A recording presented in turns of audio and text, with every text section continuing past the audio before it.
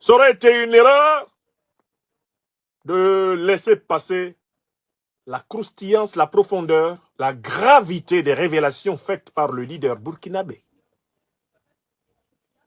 Et si je vous parle ce soir, c'est parce que j'ai pesé et mesuré et découvert un gisement d'évidences explosives de nature à instruire le peuple africain sur la duplicité, la méchanceté, la lâcheté, le cynisme qui dirige encore plusieurs de nos États.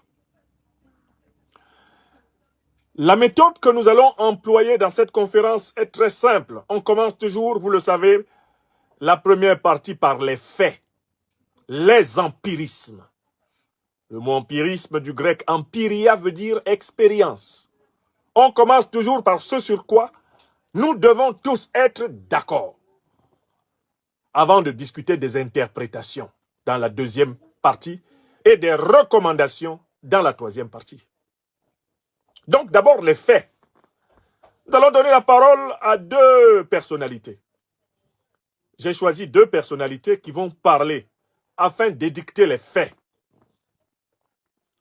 Puis nous allons analyser ces faits dans la deuxième partie. Une fois que nous aurons analysé ces faits dans la deuxième partie, nous allons donc dégager dans la conclusion de notre conférence des recommandations. Si ce plan vous agrée, vous êtes maintenant près de 2000 personnes sur YouTube, Franklin Nyamsi, Cameroun, l'Afrique des libertés. Je vous remercie de continuer à soutenir massivement cette chaîne, à vous y abonner. Vous êtes bientôt 1000 personnes sur Facebook, Franklin Nyamsi. Vous êtes bientôt 1000 personnes sur TikTok, Franklin Nyamsi, Cameroun. Je vous remercie d'être de plus en plus nombreux à nous faire confiance et à distribuer nos modestes lumières au plus loin sur la terre. Sans plus tarder, commençons vraiment par le premier point, à savoir les empiristes.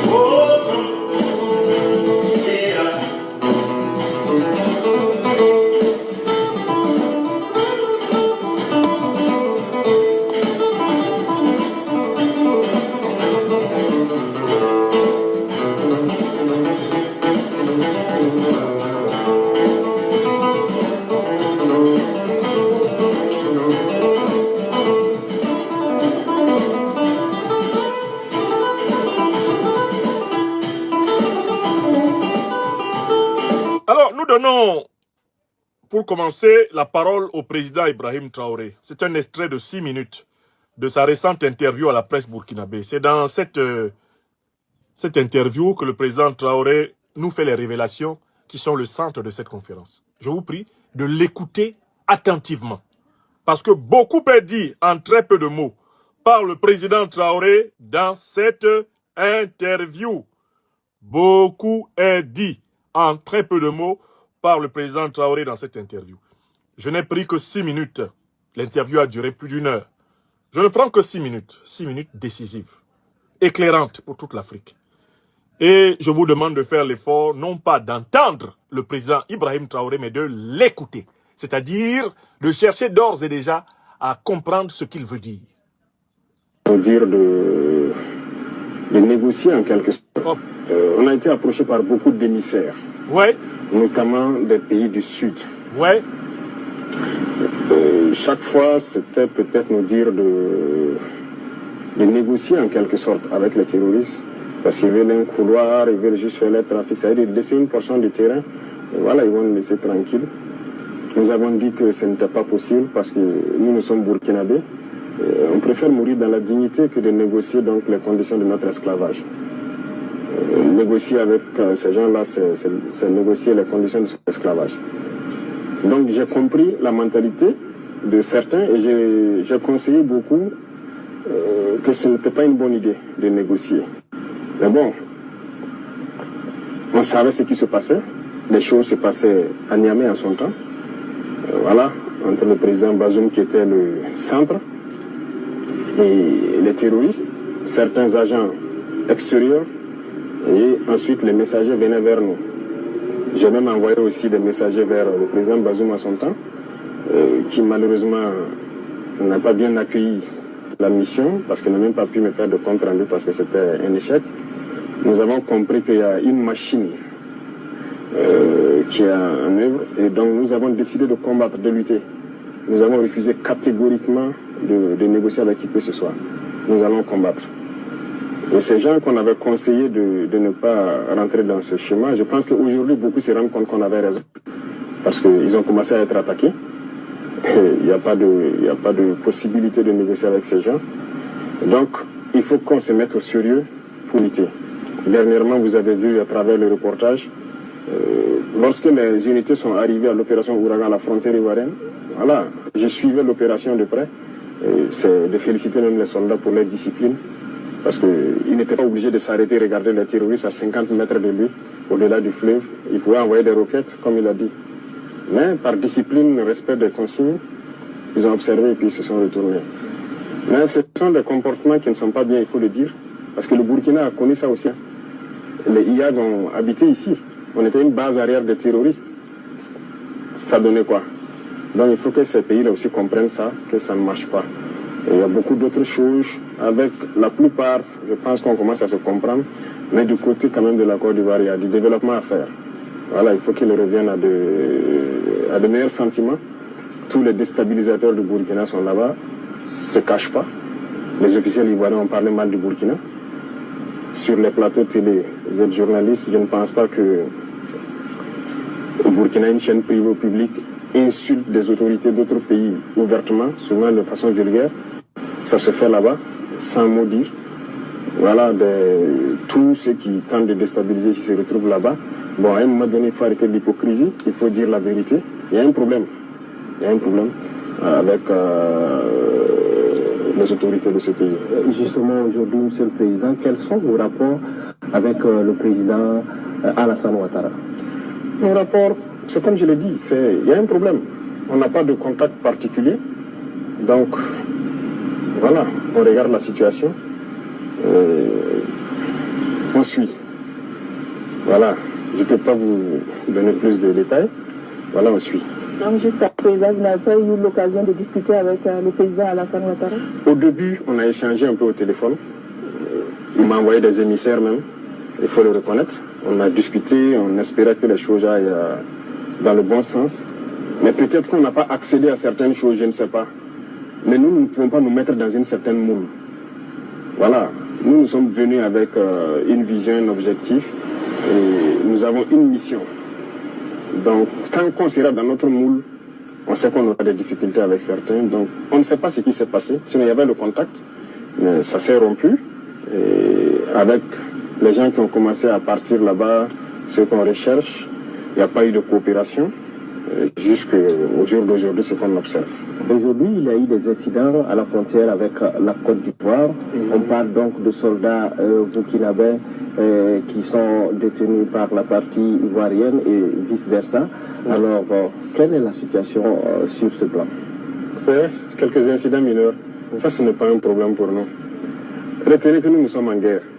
Donc ça, ce n'est pas des incidents à nos yeux. Vous ne pouvez pas comprendre ce que je dis, mais nous sommes en guerre. Et nous sommes préparés à tout. Donc ça, ce n'est pas des incidents. C'est mineur. Vous confirmez qu'il y a des soldats qui sont détenus de part et d'autre? Oui, la dernière fois, pendant l'opération, il y a un soldat et puis un VDP que les forces ivoiriennes ont appréhendé, emmené chez eux à Abidjan là-bas. Avant ça, il y a 2 gendarmes aussi ivoiriens qui avaient fait incursion. Mais il y a eu plusieurs incursions. Je pense que la dernière fois, la rencontre, ils les ont amenés, les fiches avec tous les noms. Il y a eu plus d'une vingtaine de fois où les forces ivoiriennes sont rentrées sur le territoire. Mais bon, on n'a jamais pris garde. Mais les 2, c'était un cas particulier. Voilà pourquoi on avait pris, pour question de renseignement. Et donc, ils ont aussi, pendant l'opération de 15e bataille, 2 soldats sont allés pour payer de la cigarette, je crois, dans un village curieusement habité, à 2 km de la frontière. Et les forces ivoiriennes les ont pris. Mais je suis curieux de voir qu'ils étaient présents, ils ont pu appréhender les 2 soldats et que tous ces terroristes qui sont rentrés, ils n'ont pas réagi. Donc, c'est un incident isolé. Nous, on continue le combat. Voilà. D'accord. Alors, Monsieur le Président, est-ce que la récente rencontre entre les ministres en charge de la défense des 2 pays va permettre peut-être de détendre la situation. On espère. Mais je dirais que la balle est dans leur camp. Voilà, ils ont souhaité la rencontre, on n'a pas refusé. Ça s'est bien passé, ils ont eu des échanges. On les regarde maintenant. Voilà. Il y a des gens qui sont poursuivis, qui sont là-bas. Il y a des gens qu'on va poursuivre. Il y a eu quand même, ils ont eu des échanges francs. On les regarde maintenant. Monsieur le Président, autre incident diplomatique, si je peux l'affirmer ainsi. Dans l'extrait de 6 minutes et 34 secondes que je viens de vous faire écouter, le président Ibrahim Traoré fait plusieurs révélations. On va aller dans l'ordre des révélations, afin que rien ne nous échappe. Et je voudrais que vous êtes maintenant près de 5000 personnes au total à suivre cette émission. Je voudrais que vous m'aidiez à noter les révélations par numéro, de telle façon que nous traitions chacune des révélations comme un dossier à approfondir. C'est ainsi que nous allons passer de l'entente des propos du président Traoré à l'écoute de ses propos. Première révélation, il y a des pays du Sud.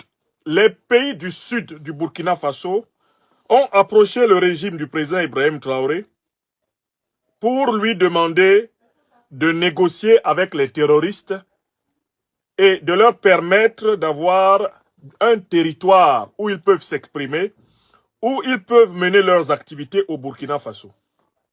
Donc, première révélation, ce sont les pays du sud du Burkina Faso qui ont demandé au Burkina Faso de céder une partie de son territoire aux organisations terroristes et par conséquent de vivre avec les terroristes, de partager la souveraineté du Burkina Faso avec les terroristes.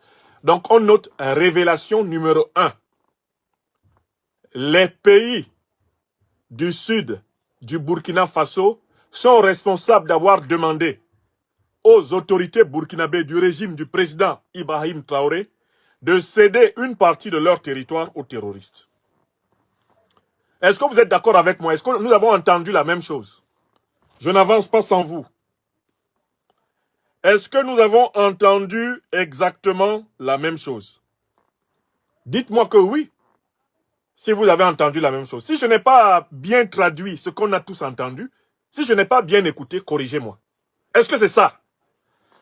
Bon, comme vous êtes tous d'accord pour dire que c'est ce que le président Traoré nous a dit. Est-ce que c'est ça? Bon, comme vous êtes tous d'accord pour dire que c'est ce que le président Traoré nous a dit. Puisque c'est ce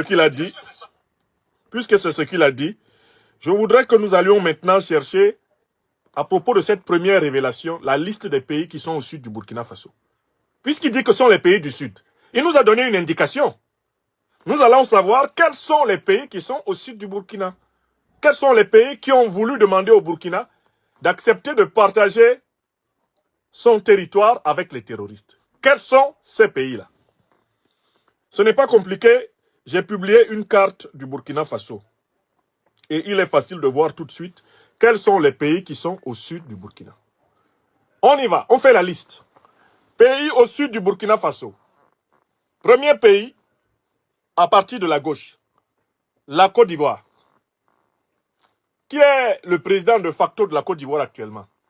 Alassane Dramane Ouattara. On écrit la liste des pays qui ont demandé au Burkina de céder son territoire en partie aux terroristes.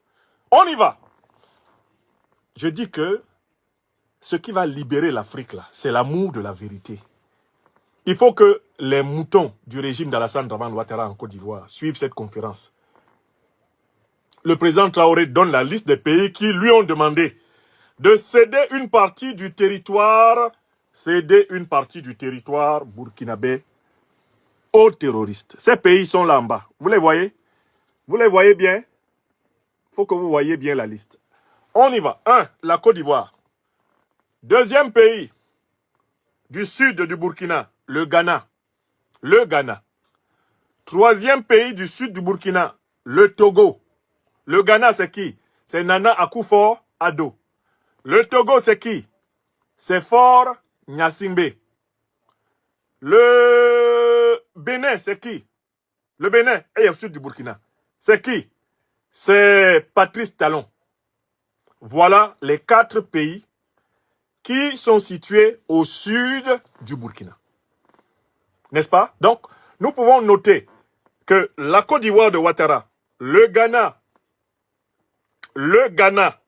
de Nana Akufo-Addo, le Togo de Faure Gnassingbé et le Bénin sont expressément accusés, le Bénin de Patrice Talon, sont expressément accusés par le président Ibrahim Traoré du Burkina Faso de lui avoir demandé de céder une partie de son territoire aux organisations terroristes, de coopérer et de collaborer avec les organisations terroristes. Écrivez ça. Vous savez que dans ces pays-là, il y a des gens qui détestent la vérité. Et dans notre continent, le continent africain, la haine de la vérité est un sport qui a beaucoup d'adeptes. Donc nous allons tirer de ce que le président Traoré nous a dit toutes les vérités qui ne seront jamais oubliées. Je vous rappelle que depuis là, je n'ai pas entendu un démenti de la Côte d'Ivoire. Je n'ai pas entendu un démenti du Ghana. Depuis 48 heures que le président Traoré a parlé, je n'ai pas entendu un démenti du Togo. Je n'ai pas entendu un démenti du Bénin. Donc les 4 pays reconnaissent, car qui ne dit mot consent. Ça fait 4, n'est-ce pas? Tout le monde a entendu ça? Ça fait donc le premier point. Quand un pays supposément souverain vient demander à un autre pays souverain de céder une partie de sa souveraineté, de quoi s'agit-il? Une atteinte à la souveraineté. Un pays qui demande à un autre de céder une partie de son territoire à des organisations terroristes, c'est une atteinte à la souveraineté. Mieux, cette proposition ivoirienne de Ouattara, cette proposition ghanéenne, togolaise et béninoise est très clairement une complicité avérée avec les organisations terroristes. Oui ou non? J'essaie de tirer les conséquences. Quand un pays vient te dire cède une partie de ton territoire aux terroristes, c'est que c'est un pays qui est lui-même en coopération avec les terroristes. C'est un pays qui fait ami-ami avec les terroristes, n'est-ce pas? Donc c'est un pays qui est donc complice de terrorisme. N'est-ce pas? J'espère qu'il faut qu'on écrive ça. Écrivez ça sous la vidéo. Les 4 pays du sud du Burkina Faso qui ont demandé au Burkina Faso de coopérer et de céder une partie de son territoire aux terroristes sont des pays dont les dirigeants sont complices de terrorisme. Écrivez ça. Écrivez. Et allez leur dire que c'est ce que nous apprenons de la bouche du président Ibrahim Traoré. On passe à la deuxième révélation. C'est extrêmement important. Le président Traoré nous dit qui était le parrain, qui était l'organisateur de cette pression, qui était celui qui faisait l'interface avec les terroristes, qui était le principal tuteur des terroristes et celui qui organisait la pression sur le Burkina Faso. Son nom a été donné. À l'époque où Ibrahim Traoré arrive au pouvoir au Burkina, qui était celui qui le faisait? Ce n'est pas un pays du sud du Burkina Faso. À la tête de ce pays-là, c'est un pays qu'on trouve à l'ouest du Burkina Faso, c'était Mohamed Bazoum, le junteur de Niamey qui finira le 26 juillet 2023 par faire boum. N'est-ce pas? Je recommence la deuxième information et je souhaite qu'elle soit écrite.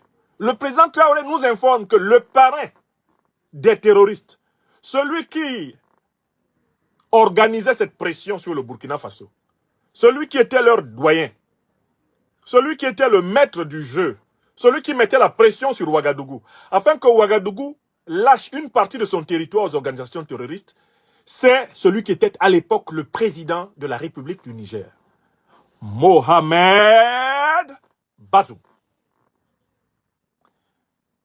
Donc, grâce à cette deuxième information, nous pouvons écrire ceci. Mohamed Bazoum est accusé par le président du Burkina Faso d'avoir été le grand parrain des organisations terroristes. D'ailleurs, ceux qui ont de la mémoire se souviennent que Mohamed Bazoum avait dit publiquement à un moment donné que les organisations terroristes étaient plus aguerries que les armées nationales ouest-africaines. Ceux qui ont de la mémoire se souviennent que Mohamed Bazoum avait ordonné plusieurs fois la libération de terroristes au Niger et qu'il s'était permis de dire devant l'armée nigérienne que les terroristes étaient ses alliés, que certains terroristes étaient ses alliés, pour justifier ces libérations.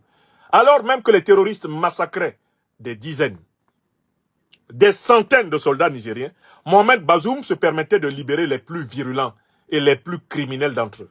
Vous vous en souvenez, oui ou non? C'est la deuxième information. Mohamed Bazoum, parrain du terrorisme ouest-africain.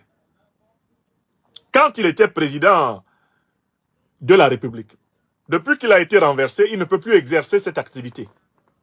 Est-ce que c'est clair? C'est la deuxième information que nous notons. Donc Mohamed Bazoum est passible de poursuite pour crime de guerre, pour crime contre l'humanité. Il est passible de poursuite pour terrorisme, non pas simplement au Niger, mais dans toute l'Afrique de l'Ouest. Mohamed Bazoum est passible de poursuite pour crime de terrorisme dans toute l'Afrique de l'Ouest, car il était le chef, le médiateur en chef des organisations terroristes. Il était leur interface, il était leur parrain. Ça, c'est la deuxième grande information que nous obtenons du président Traoré. On passe à la troisième information. S'il vous plaît, numérotez sous la vidéo, parce que nous sommes là dans un exercice de vérité. La troisième information qui nous est donnée, c'est que le président Traoré, quant à lui, a refusé de collaborer avec les terroristes. Le nouveau pouvoir MPSR2 du président Traoré a refusé de céder le territoire burkinabé aux terroristes. Il a choisi la solution de la lutte antiterroriste.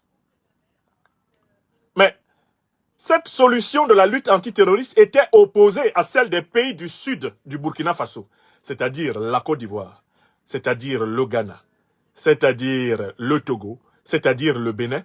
Et cette position de lutte contre les organisations terroristes était bien sûr désapprouvée par le parrain Mohamed Bazoum, le juntard de Niamey qui devait faire boum. Donc, troisième information. Ibrahim Traoré et le Burkina Faso choisissent la lutte. Et en cela, ils rejoignent la position du président Assimi Goïta du Mali et de ses compagnons du Mali Koura qui ont choisi la lutte antiterroriste. Qui ont choisi de chasser les terroristes de Kidal, d'Aguelhok, de Gundam, de Ber, de Tessalit. Chasser les terroristes du sol malien. C'est la même décision que le président Ibrahim Traoré prend pour les siens et avec les siens. Combattre les terroristes, les vaincre, les éliminer, les chasser du sol burkinabé. En face, c'est la décision contraire. Alassane Ouattara en Côte d'Ivoire ne veut pas combattre les terroristes. Nana Akufo-Addo au Ghana ne veut pas combattre les terroristes. Faure Gnassingbé au Togo ne veut pas combattre les terroristes au moment de ces faits. Patrice Talon au Bénin ne veut pas combattre les terroristes. Mohamed Bazoum, le juntard de Niamey qui devait faire boum, ne voulait pas combattre les terroristes. Eux, ils voulaient faire ami avec les terroristes. Ils voulaient céder une partie du territoire ouest-africain aux terroristes. C'est-à-dire, en fait, le territoire que les terroristes veulent, c'est le Liptako-Gourma, la partie la plus riche entre les trois pays que sont le Burkina, le Mali et le Niger. Il était question de laisser cela aux terroristes. C'était donc la philosophie incarnée par les pays du sud du Niger et le parrain en chef des terroristes d'alors, à savoir Mohamed Bazoum, le juntard de Niamey qui a fait boum. Donc, on peut noter, troisième conclusion forte de ce que nous avons entendu. Alors que le Burkina Faso et le Mali choisissent à l'époque de combattre le terrorisme, les régimes du sud du Burkina, que nous avons cités, et leur parrain nigérien, Mohamed Bazoum, choisissent plutôt la collaboration, la coopération avec les terroristes. Ils choisissent plutôt l'abandon de la souveraineté territoriale, du moins l'abandon partiel de la souveraineté territoriale, aux terroristes. Maintenant, nous allons passer à la quatrième révélation. Il y a une quatrième révélation. Il y a un quatrième enseignement. Mohamed Bazoum va tomber. Et la question que je vous pose, vous avez écouté le président Ibrahim Traoré. Quel est le président qui prend le relais et qui devient, après la chute de Mohamed Bazoum, qui devient le chef de file des collabos, des coopérants? Quel est le président qui désormais offre son territoire, offre sa couverture et son parrainage officiel aux terroristes? Quel est le président qui, quant à lui, va continuer à assumer ce rôle? Quel est ce président? Son nom a été donné. Parce qu'on a tous entendu, maintenant on est en train d'écouter ce qui a été dit. Quel est le président? Quel est le dirigeant politique qui, après la chute de Bazoum, est devenu le patron, le tuteur, le protecteur, l'hébergeur, la base arrière principale des terroristes qui ensanglantent le Burkina? C'est qui? Son nom a été donné. C'est Alassane Dramane Ouattara à la tête de la Côte d'Ivoire. Donc Bazoum tombe, Ouattara prend les choses en main. Il continue le travail que Bazoum faisait. C'est Bazoum qui coordonnait. C'est Bazoum qui aidait à sauver les terroristes. Bazoum étant tombé, Alassane Dramane Ouattara prend la relève. Ceci vous permet de comprendre pourquoi Alassane Ouattara est de tous les dirigeants ouest-africains celui qui était le plus chaud pour faire la guerre contre le Niger. Celui qui a annoncé qu'il avait monté 1100 hommes, que la guerre aurait lieu. Il est même allé au Nigeria proclamer, prononcer la guerre contre le Niger, plus que le Nigeria même. Il est dans le pays des gens, et c'est lui qui va en guerre plus que les propriétaires de ce pays. Même Tinubu n'a pas parlé aussi méchamment. Même Tinubu n'était pas aussi chaud pour aller à la guerre. Alors que Tinubu était le président en exercice de la CEDEAO, Alassane Ouattara était le plus zélé. Pourquoi était-il le plus zélé? Parce que désormais, c'est lui qui était devenu le parrain en chef des organisations terroristes. Ça, c'est la 4e information que nous avons obtenue. Et ceci permet de comprendre pourquoi les terroristes, maintenant, quand ils sont en difficulté au Burkina, ou au Mali, ou au Niger, ils fuient en Côte d'Ivoire. En Côte d'Ivoire, ils savent qu'ils ne seront pas poursuivis. Le président Traoré nous a décrit des scènes de guerre dans lesquelles on voit très bien que l'armée ivoirienne de Ouattara est capable d'arrêter 2 soldats burkinabés qui vont acheter des cigarettes en Côte d'Ivoire, mais elle est incapable d'arrêter des dizaines, des centaines de terroristes armés qui se réfugient en Côte d'Ivoire, à 50 mètres de la frontière burkinabé, et qui se sentent protégés par le nouveau parrain. N'est-ce pas? C'est la 4e information de taille. Alassane Dramane Ouattara, le remplaçant de Bazoum, dans le parrainage, le tutorat, l'encadrement et la protection des organisations terroristes. Il y a une 5e information qui est tombée dans nos oreilles. Le président Traoré dit que à partir de là, il a compris qu'il fallait se focaliser sur la lutte antiterroriste et qu'il ne fallait pas entrer dans le moule. Le moule incarné par Mohamed Bazoum, incarné par Alassane Dramane Ouattara. Quel est ce moule? C'est le moule de la CEDEAO. Mais quel est le moule de la CEDEAO? La CEDEAO est une organisation sous contrôle du néocolonialisme français et sous contrôle de l'OTAN. Ce sont les 2 puissances, les 2 principales puissances qui parrainent la CEDEAO et qui la contrôlent, n'est-ce pas? Quand le président Ibrahim Traoré nous dit que lui, il a refusé d'entrer dans ce moule, c'est-à-dire qu'il a refusé de se soumettre au patron de Ouattara, au patron de Talon, de Gnassingbé, au patron de Nana Akufo-Addo. Il a refusé de se soumettre au patron de Adebola Tinubu. Il a refusé de se soumettre à eux. Vous comprenez? Le moule dont il est question ici, c'est le moule néocolonialiste de la CEDEAO, c'est le moule otanien, le moule de l'OTAN. N'est-ce pas? J'espère que c'est clair pour tout le monde parce qu'on a tous entendu, maintenant vous êtes en train d'écouter ce que le président dit. Maintenant, il y a une 6e information et j'espère que vous l'avez bien entendu. Le bloc CEDEAO s'est fissuré à partir de quand? Les pays du Sud qui demandaient au président Ibrahim Traoré d'accepter de donner une partie de son territoire aux terroristes. Ces pays-là ont cessé d'être dans l'unanimité à partir de quel moment? Le président Traoré nous a dit que ces pays ont cessé d'être dans l'unanimité avec Alassane Dramane Ouattara et Mohamed Bazoum quand leurs territoires ont également été attaqués.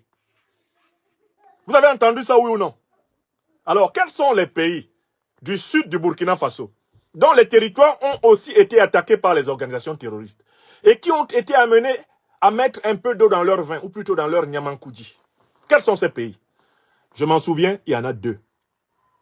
Il y a deux pays du sud du Burkina Faso qui ont été attaqués par les organisations terroristes et dont les dirigeants ont commencé à s'interroger. Peut-être même on peut dire trois. Les deux principaux qui me reviennent à l'esprit, c'est le Togo de Faure Gnassingbé, le Bénin de Patrice Talon, qui rapidement a fait venir les Rwandais pour sa sécurité personnelle, bien sûr, abandonnant le peuple béninois au diable vauvert. Le Togo a été attaqué par les organisations terroristes, le Bénin l'a été, le Ghana commence à être menacé. Mais je pense principalement au Togo et au Bénin. En particulier, le président togolais Faure Gnassingbé, se rendant compte que lui aussi était attaqué, a commencé à changer en partie sa doctrine, c'est-à-dire à faire preuve d'une plus grande compréhension envers la position du Burkina Faso, la position du Mali et la position du nouveau Niger du président Abdourahmane Tiani. C'est vrai ou c'est faux? Voilà les 5 enseignements que nous venons d'avoir. Tout le monde a bien noté les 5 enseignements? 1. Ce sont les pays du sud du Burkina Faso qui ont voulu attenter à la souveraineté du Burkina Faso en forçant la main au Burkina Faso pour céder une partie de son territoire aux terroristes. Ce sont des pays dont les dirigeants sont donc complices des organisations terroristes. 2. Le parrain des organisations terroristes, le premier parrain en chef, c'était Mohamed Bazoum du Niger. Et c'est lui qui sans cesse augmentait la pression. 3. Lorsque Bazoum est tombé, le nouveau parrain s'est avéré Alassane Dramane Ouattara. C'est lui aujourd'hui qui est le gardien du temple. C'est lui qui est le protecteur des groupes terroristes, qui ensanglante le Burkina Faso, l'Alliance des États du Sahel. Ça, c'est 3. 4e, Ibrahim Traoré a refusé, lui et ses compagnons, de se soumettre à la logique des pays du sud du Burkina et à la logique du Niger de Bazoum. Parce que eux, ils ont choisi de collaborer avec les terroristes, ils ont choisi de faire ce que leurs maîtres néocolons français et impérialistes occidentaux leur demandent, alors que Traoré Ibrahim et ses compagnons du MPSR ont choisi la lutte. 5e évidence, qui ne doit avoir échappé à personne, le bloc des collaborationnistes a commencé à se fissurer lorsqu'ils ont à leur tour, au Togo et au Bénin notamment, été attaqués par les organisations terroristes. C'est ce qui explique l'évolution du positionnement du président togolais Faure Gnassingbé. Tant que lui, il n'était pas attaqué, il préférait que le Burkina accepte de céder une partie de son territoire. Quand le Burkina a vu que lui aussi était attaqué, le Burkina lui a fait remarquer que voilà ce qu'on t'avait dit. Quand vous voulez faire ami-ami avec les organisations terroristes, elles finissent toujours par se retourner contre vous. Et le président Traoré dit dans l'intervention que le Burkina a eu une expérience. Sous le président Compaoré, le Burkina, pour se protéger des terroristes, leur avait ouvert les portes du pays. Ils pouvaient se réfugier au Burkina. Le criminel Iyad Agali était tranquille chez lui à Ouagadougou. Tout se passait bien. Le Burkina n'était pas attaqué. Mais quelle est la situation aujourd'hui? N'est-ce pas le Burkina qui paye encore le maximum de pots cassés, puisque les terroristes ont eu le temps de bien connaître le pays et de savoir comment le saboter, le déstabiliser? Voilà les vérités qui ont été dites là. Mais il y a une deuxième pièce que je voudrais verser à votre réflexion pour compléter votre jugement. Mais ces terroristes-là, qui sont les terroristes d'Al-Qaïda et de l'État islamique, et même c'est la même organisation, mais qui les a créés? D'où viennent-ils? Qui les finance?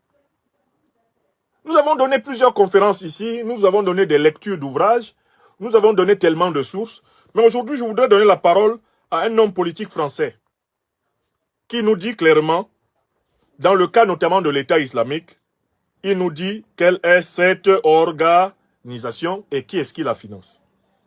Je voudrais saluer M. François Asselineau. François Asselineau qui a pris la parole pour dire au monde entier le cas, par exemple, de l'État islamique, qui n'est pas différent de celui d'Al-Qaïda. J'ai publié l'intervention de François Asselineau. François Asselineau. Il nous le dit clairement. Ici. Je vais vous le retrouver. François Asselineau. Je l'ai repéré, j'ai mis sa vidéo à votre disposition sur ma page Facebook. Vous allez l'entendre en Mondovision vous dire qui est Al-Qaïda. Mais qui finance Daesh et qui fournit les armements de Daesh? Vous voulez aller vous renseigner à la DGSE? Écoutez, les journalistes le savent. D'ailleurs, le monde arabe. Donc on laisse Daesh prospérer sans rien faire. Mais qui? Le monde arabe. Donc on laisse Daesh prospérer sans rien faire. Mais qui finance Daesh et qui fournit les armements de Daesh? Vous voulez aller vous renseigner à la DGSE? Écoutez, les journalistes le savent. D'ailleurs, qui est-ce qui a dit quels sont les armements qui sont fournis à Daesh? Ce sont des armements américains et britanniques, notamment qui transitent par des bases en Turquie.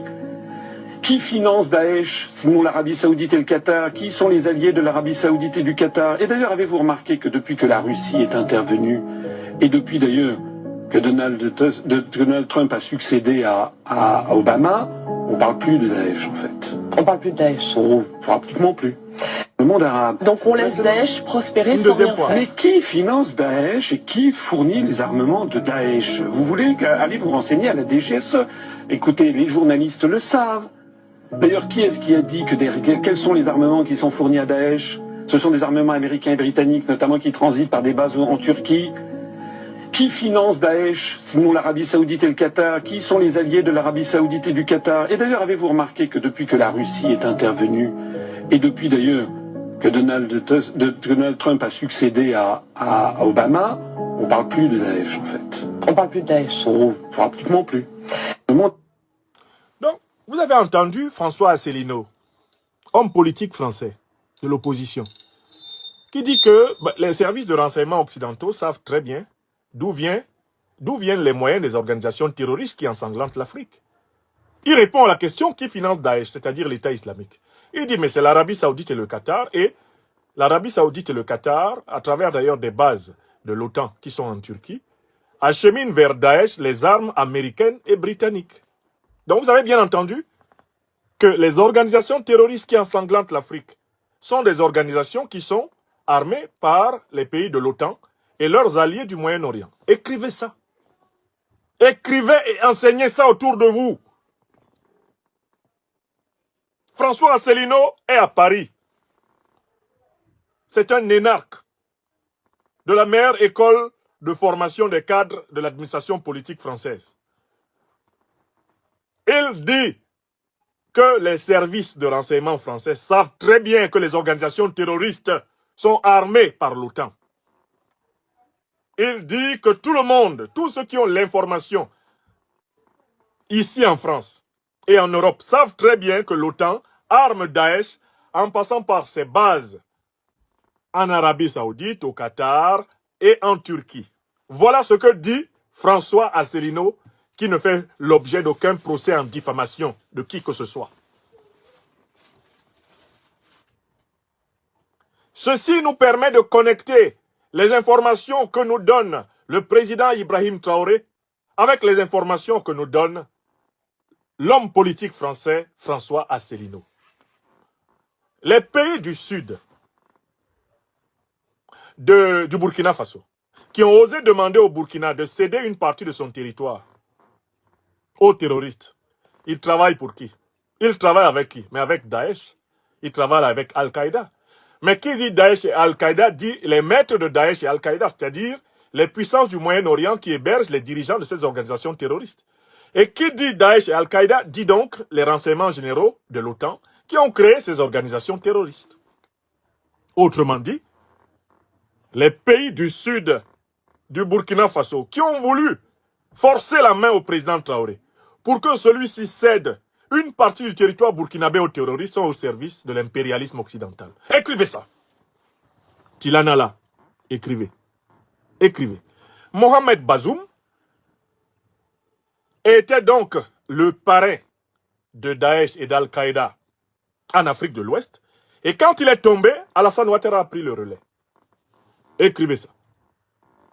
Voilà ce que nous apprend la comparaison documentaire. C'est clair ou c'est pas clair? Mais dites-moi si j'ai ajouté quelque chose qui vienne de moi. Nous venons de clore la première partie de notre démonstration. C'était la plus importante. Les faits. Le président Ibrahim Traoré nous a mis face à la réalité. L'Afrique est attaquée depuis le saccage de la Libye par l'OTAN. Les organisations terroristes sont des organisations de malfaiteurs recrutées par l'OTAN pour déstabiliser l'Afrique et obliger les pays africains à se soumettre à la volonté de prédation des matières premières africaines. L'or, le diamant, l'uranium, le cobalt, le lithium, le gaz, le pétrole, le manganèse. On doit continuer à piller l'Afrique et pour cela, on doit la maintenir dans l'instabilité.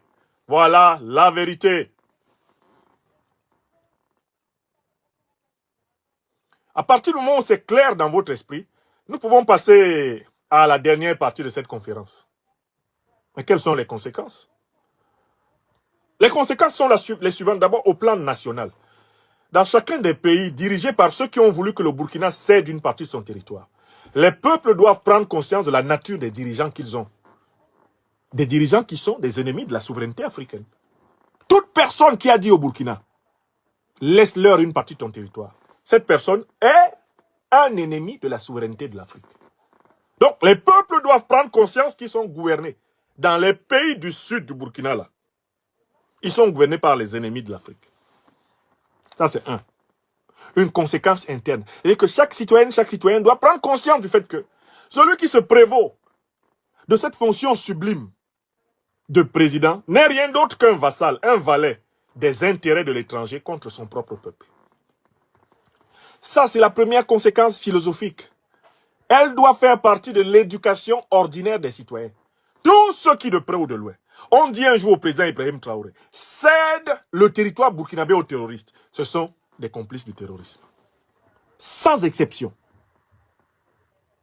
Nous sommes donc là face à la réalité de la nature profonde des dirigeants que nous avons dans les pays concernés. Les peuples ne peuvent plus faire comme s'ils ne savent pas qui dirige ces pays du sud du Burkina. Les peuples ne peuvent plus faire semblant. Ils ne peuvent plus faire semblant. On sait qui fait ça. On sait qui ils sont. Ils sont nus au carrefour. Ce sont des agents du néocolonialisme, des agents de l'impérialisme et des complices des organisations terroristes. Ça, c'est le premier point. Mais deuxième point, le président Ibrahim Traoré, dans la vidéo que vous avez entendue, dit que le Burkina est en guerre et il a promu le concept de guerre de haute intensité. Est-ce que vous comprenez mieux maintenant pourquoi le président Traoré a eu besoin d'utiliser le concept de guerre de haute intensité dans plusieurs de ses communications ces derniers temps? Mais c'est parce qu'il sait qu'il n'a pas simplement affaire à des groupes de bandits, de petits mercenaires payés au lance-pierre pour tuer. Il sait qu'il a affaire à des bandits soutenus par des États voisins. Et il a affaire à des chefs d'État voisins qui sont des agents de la domination néocolonialiste et impérialiste occidentale et moyen-orientale. Par conséquent, le président Traoré dit « Nous sommes en guerre ». Écoutez bien quand il dit « Nous sommes en guerre ». Il dit « Nous n'avons pas simplement affaire à ces petits bandits-là que nous combattons, qui viennent poser des mines antipersonnelles, attaquer des villages, voler des vaches, des chèvres et des moutons. On n'a pas simplement affaire à cela. On a affaire à un vaste plan de recolonisation, un vaste plan de déstabilisation du continent. Les impérialistes occidentaux et moyen-orientaux veulent déloger les Africains d'Afrique pour pouvoir piller les richesses de l'Afrique. Ils veulent transformer tous les Africains en apatrides. Ils veulent jeter les Africains dans la mer Méditerranée, dans l'océan Atlantique, dans l'océan Indien. Ils veulent que les Africains aillent dans les banlieues de toutes les grandes villes du monde pour crever là-dedans. Et eux, ils vont exploiter l'or, l'uranium, le manganèse, le lithium, le gaz. On est face à un véritable plan de dépopulation du continent africain. C'est un plan de dévastation du continent africain. On veut chasser les Africains d'Afrique. Mais pourquoi veut-on chasser les Africains d'Afrique? le raciste Forster a été Premier ministre du régime de l'apartheid en Afrique du Sud. Il a dit que l'Afrique sera un paradis pour l'homme blanc lorsqu'elle sera débarrassée de tous les Africains. C'est le mythe sanglant de l'Afrique sans les Africains qui est au cœur du plan de déstabilisation du continent africain actuellement. Chasser les Africains de toutes les terres riches d'Afrique. Mais c'est ce que vous voyez actuellement en République démocratique du Congo. Quel est le plan des terroristes en République démocratique du Congo? C'est de traquer le peuple congolais pour qu'il quitte toutes les terres riches en diamants, en cuivre, en cobalt, en manganèse, en lithium, en gaz, en pétrole. Toutes les terres où il y a du coltan, on veut que notre peuple africain quitte ces terres et qu'il aille au diable Vauvert. Après quoi, les multinationales viennent se servir. Le Rwanda de Kagame, l'Ouganda de Museveni deviennent des grands vendeurs de produits miniers. Après avoir monté des milices pour chasser les Congolais des terres riches qui leur ont été léguées par leurs ancêtres et par Dieu le Tout-Puissant. Est-ce que vous comprenez ça? Quand le président Traoré dit « nous sommes en guerre », disant que les escarmouches qu'on a observées à la frontière ivoirienne ne sont rien par rapport au plan qui est conçu contre l'Afrique, est-ce que vous mesurez la gravité de ce qui s'annonce? Il ne s'agit pas simplement de terroriser les Africains, il s'agit de chasser les Africains d'Afrique. Et ils ont plusieurs stratégies pour chasser les Africains d'Afrique. Par les terroristes, faire fuir les villages, faire fuir les campagnes, faire fuir les zones les plus riches et bien de chaque pays africain. Par les stratégies de dépopulation, des stratégies qui peuvent être génétiques, des stratégies qui peuvent être vaccinales, des stratégies qui sont économiques, des stratégies qui sont migratoires. Faire s'effondrer la démographie africaine et ainsi obtenir une Afrique, alors là, plus que dépeuplée, parce qu'actuellement l'Afrique est dépeuplée, l'Afrique est sous-peuplée, c'est un continent sous-peuplé. Il s'agit de faire par tous les moyens reculer la population africaine, libérer les terres africaines pour leur prédation. La prédation de leurs multinationales, la prédation de leurs capitaines d'industrie. Et c'est ce qui explique le discours du général Lecointre, où il exprime l'obsession de revenir par des moyens militaires, s'il le faut, le plus tôt possible dans les 10 ans à venir en Afrique, de repositionner les armées là où elles étaient. Parce que l'avenir de l'Europe, ce serait l'Afrique, c'est-à-dire sans les matières premières africaines, il n'y a plus d'Europe. Le général Lecointre l'a dit, le monde entier l'a entendu. Ancien chef d'état-major des armées françaises, s'il vous plaît. Il a tenu, dans une interview au Figaro, ces propos-là. Il nous faut par tous les moyens revenir dans les 10 ans qui viennent et nous repositionner militairement en Afrique. Mais pourquoi ce repositionnement militaire? Ce n'est pas pour combattre le réchauffement climatique. Depuis quand une armée étrangère est venue combattre le réchauffement climatique dans le pays d'autrui? Ils viennent plutôt réchauffer le climat à coups de bombes. Oh, c'est pour contrôler la démographie. Qui a donné à l'Occident, à l'Orient, à qui que ce soit le pouvoir de décider de la taille des familles africaines? Qui leur a donné ce pouvoir? Qui leur accorde ce pouvoir? Qui leur donne le pouvoir de vouloir modifier la taille des populations africaines? De quel droit ils se mêlent des conditions de la fécondité africaine? L'Afrique influence-t-elle les conditions de la fécondité? En Europe, en Amérique, en Asie? Donc, nous sommes là, grâce aux révélations du président Ibrahim Traoré, nous sommes vraiment mis face à nos responsabilités. Plus personne parmi vous qui êtes rassemblés ici, plus de 6 000 personnes, près de 7 000 en direct de cette émission. Plus personne parmi nous ne peut dire qu'il ne sait pas ce qui se passe. Le président Traoré, par cet effort de vérité et de sincérité, fait participer toutes les Africaines et tous les Africains à la vérité. Il les fait participer au juste combat. Il les fait participer à la lutte de libération et de sauvegarde du peuple africain, qui est en réalité la lutte qui nous est imposée. Oui, il ne s'agit pas d'attaque terroriste simplement, c'est de la guerre de haute intensité.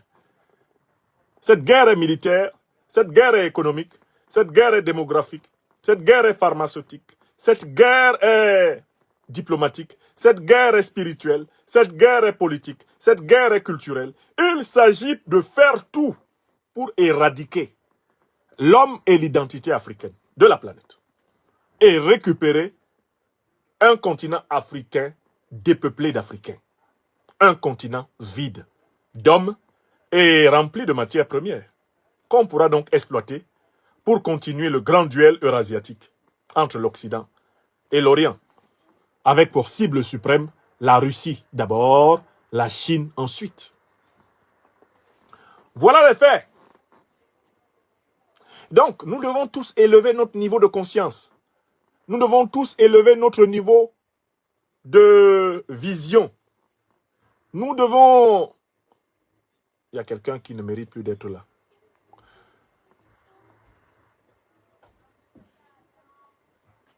Nous devons élever notre niveau d'engagement en fonction de la compréhension que nous avons des enjeux de la situation. Ça suppose donc que nous ne nous laissions plus tromper par le discours lénifiant de l'aide au développement, le discours lénifiant de la coopération, le discours lénifiant du soutien contre les problèmes migratoires, le discours lénifiant de l'aide contre le réchauffement climatique, le discours lénifiant de l'aide à l'encadrement démographique de la population, le discours lénifiant des gentilles campagnes gratuites de vaccination. Il faut se méfier de tout ce qui vient de ces gens, maintenant que nous connaissons exactement leurs projets. Il faut se tenir droit face à la réalité et défendre les intérêts de l'Afrique. Il faut que l'Afrique vive. Continent le plus riche au monde, l'Afrique doit faire que ses populations soient les plus prospères au monde. Continent le plus ancien au monde, l'Afrique doit faire vivre ses valeurs de civilisation, ses valeurs de vérité, de justice et de solidarité, qui nous sont transmises depuis des millénaires et qui ont montré leur fécondité. Elles doivent inspirer à nouveau les institutions africaines. L'Afrique doit arrêter de courir après leur démocratie, après leur croissance économique. L'Afrique doit arrêter de courir après leurs soi-disant objectifs du millénium. Tout leur bavardage, toute leur propagande mensongère, lénifiante et trompeuse. L'Afrique doit s'accomplir elle-même, selon ses propres critères, à sa propre cadence, et surtout en défendant sa sécurité, sa paix, sa souveraineté, sa dignité. Voilà la situation. Et vous avez entendu M. François Asselineau vous dire la nature profonde du phénomène terroriste. Ne vous laissez plus tromper. Ne vous laissez plus balloter. Quand vous regardez la télévision, dans ce monde-là, soyez toujours à 3, 4, 5, 6 longueurs d'onde d'avance de ce qu'on vous dit, puisque vous savez dans quel bateau on veut nous mener.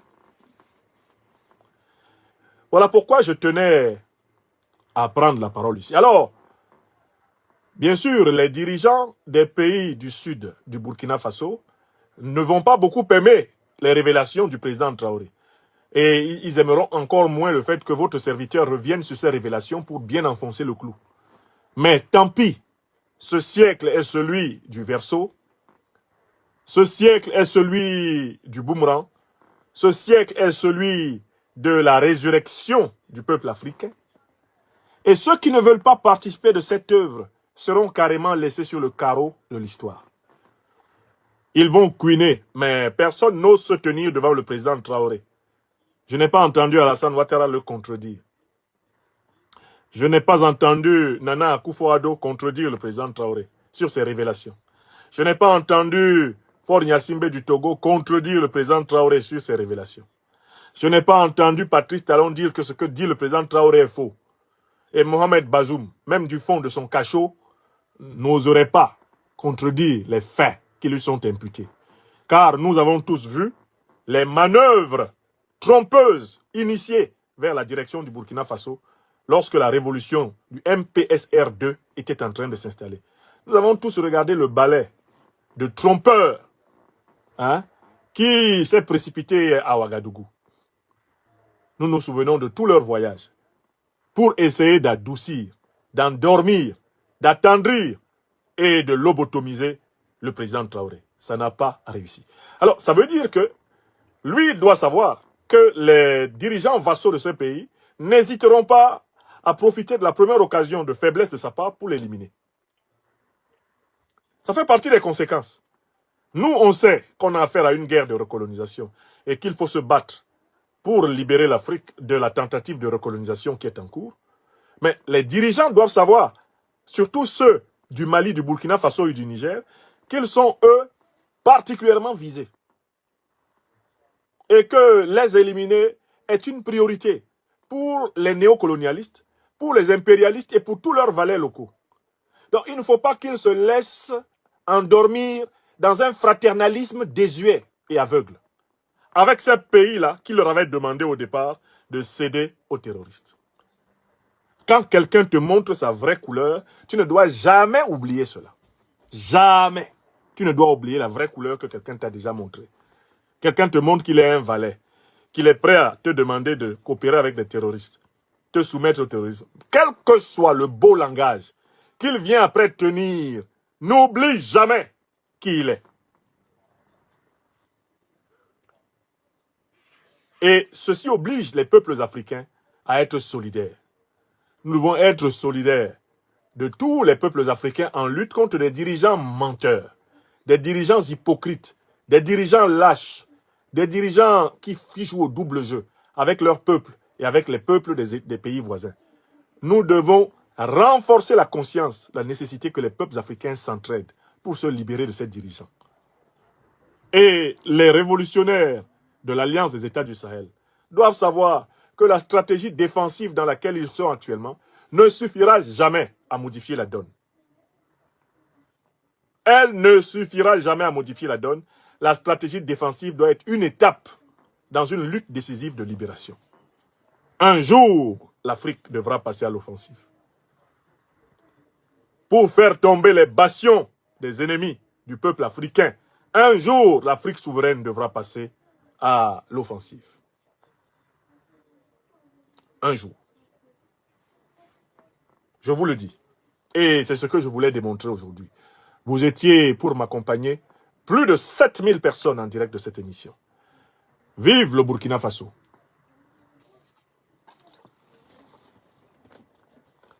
Vive son intrépide leader, le président Ibrahim Traoré, que nous remercions pour ses vérités dites avec clarté.